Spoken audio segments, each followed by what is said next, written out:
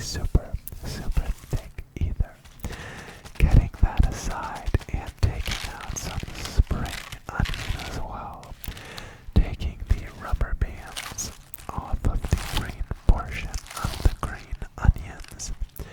Taking the end pieces off that are all wrinkled, and slicing the green bits into these bite-sized pieces, and then taking the rubber bands, the rubber bands off of the root part of the spring onion as well. And we just want to separate the whites from the greens in this case, because we are going to have the root bit, the white bit of the spring onion, simmering in this dish quite a bit longer than we will the green portions of the spring onion. So we are going to slice these separately. No need to make sure these are all uniform, since if they're not uniform, you'll get a bit more of a textural difference. Setting those aside and taking this large piece of garlic, taking the already sprouted green portion off, and grating the rest so that every bit of this kimchi jjigae gets a hit of that garlicky spice and goodness. Setting that aside in a tiny ceramic bowl and moving on to the star of the show, my kimchi that I made like at late summer last year, and it's just been going. It was fermenting for about 2 weeks before I put it in the fridge. If you want to see how I made this kimchi, please go check out my kimchi ASMR video. It was one of my favorite videos from the earliest videos that I made. Although this is not exactly that kimchi, but it's the same recipe.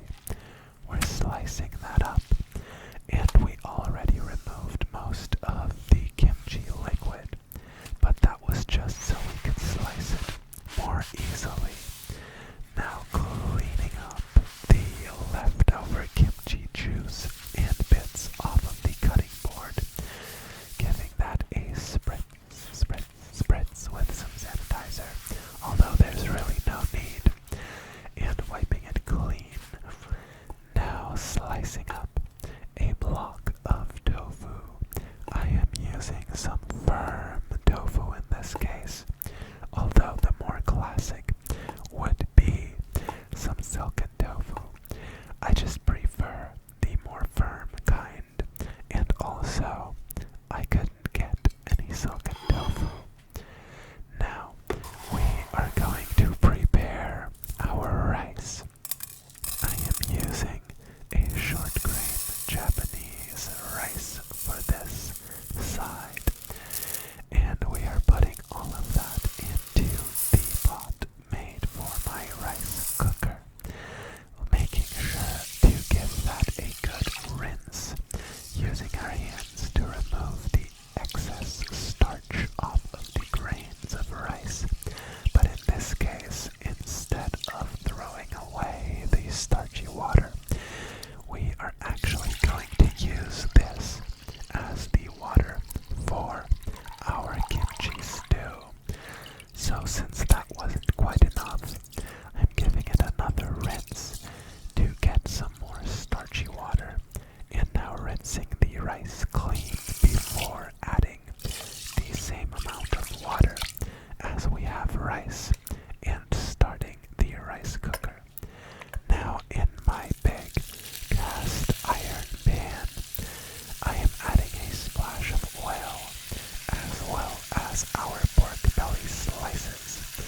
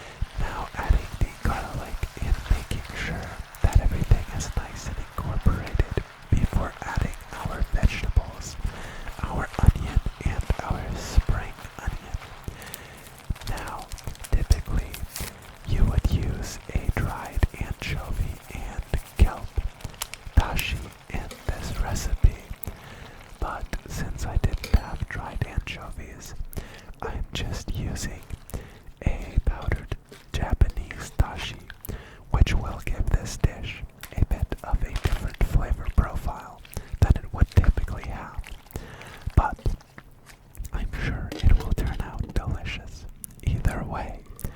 Now simmering this for about 20 minutes so all of the flavors get to mingle and get to know each other, as well as giving it some time for the pork to become nice and tender, giving that a taste to adjust the seasoning. And now for the final part, adding the green portion of the spring onion, as well as our sliced tofu, adding a lid and just letting the tofu come up to temperature. And that is it.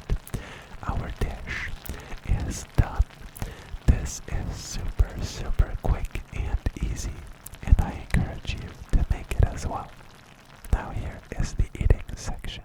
Now, something that I forgot during the cooking is to add a splash of sesame oil on top. So we're gonna do that right now. Just a small drizzle.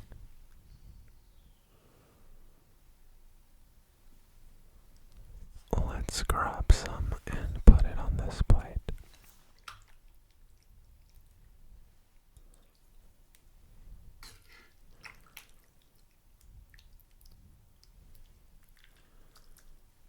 Get some of the juices also.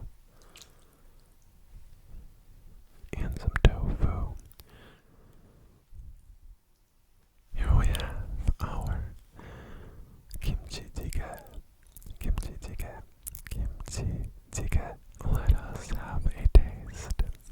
Let us try the broth.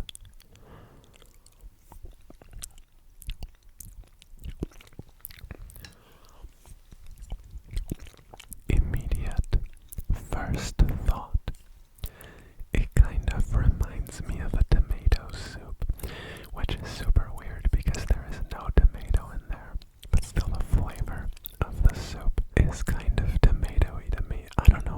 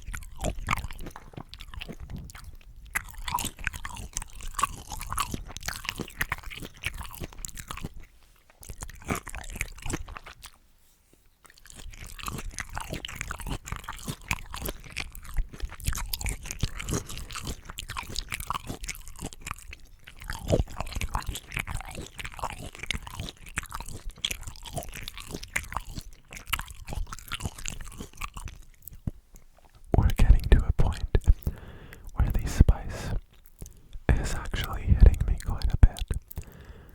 But I'm gonna have a bit more. I'll have a bit more. Let me drink this juice. We're just gonna be eating straight from this now.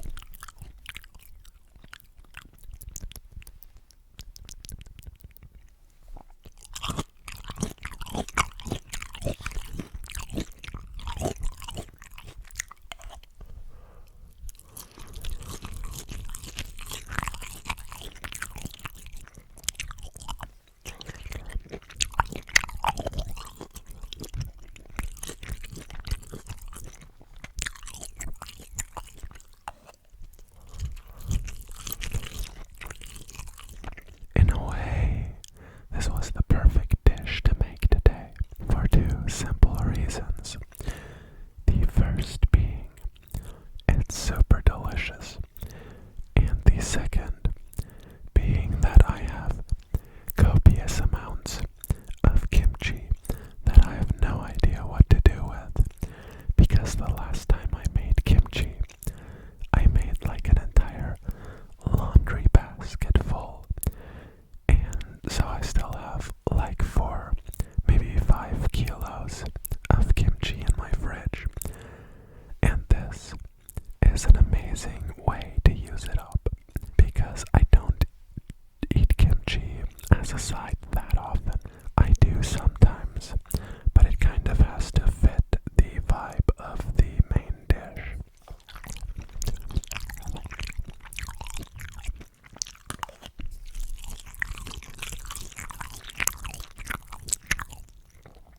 So here we just make the kimchi the main dish. Good job, Korea.